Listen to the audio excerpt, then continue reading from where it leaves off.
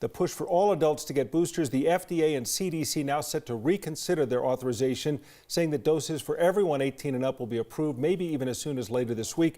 So our 9 Health expert, Dr. Payal Kohli, joins us now. This is something that it seems like governors, the mayor of New York, other places have been able to force, saying, we're going to say go ahead and do it anyway. It was a little bit of forcing the hand of the CDC and the FDA, but I think a good development, honestly, because part of the problem with the uptake on boosters being so low, we only have 20% of Coloradans boosted. Okay, and I think part of that is the logistical challenges. Kim, you and I were just talking about even trying to sign up. Right. Sometimes you disqualify out because of the CDC, FDA recommendations. And then part of it is misinformation and confusion about, wait, the CDC is saying one thing, the governor is saying something else. So I think this will really help to align that message. The question is, why aren't more people getting boosted? And I wonder if it has to do with re-upping. It seems like people were more willing to put on masks at the beginning, and then when you said do it again, people are like, no, and I wonder if there's some of that as well. The vaccine fatigue is so real, you know, the mask fatigue, the vaccine fatigue, and the pandemic fatigue. Right. Where even though we're in a kind of a worse place than we were last year because we have the vaccines and still high cases, people are tired. Right. But we can't let up, guys. We just can't let up because the virus is starting to win again.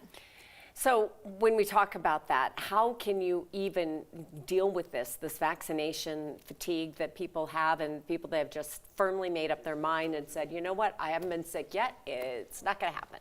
So I think thinking about the science and what you're doing, not just for yourself, but in our entire fight, how you're helping.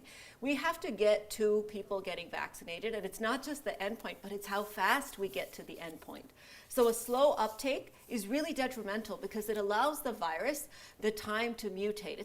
I don't play poker, but if I did, then it would be sort of like showing your hand and then allowing the virus to place its bets, basically. So what we've done is we've shown the virus how to mutate by giving it a partially vaccinated population.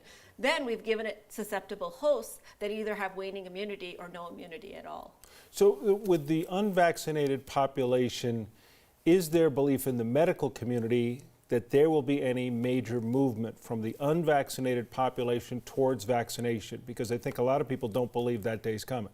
I don't think it is either. And I wish I could say otherwise, but I feel like we have seen so little movement in that unvaccinated population that that's part of the reason the focus and the double down efforts have really shifted to the boosters, to really reinforcing the vaccinated population. But the problem is, until we have all hands on deck, those unvaccinated people will create a mutation that is resistant.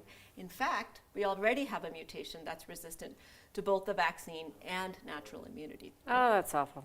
Allowing life for the variant to become another variant. It's like Jurassic Park, right? Remember that movie?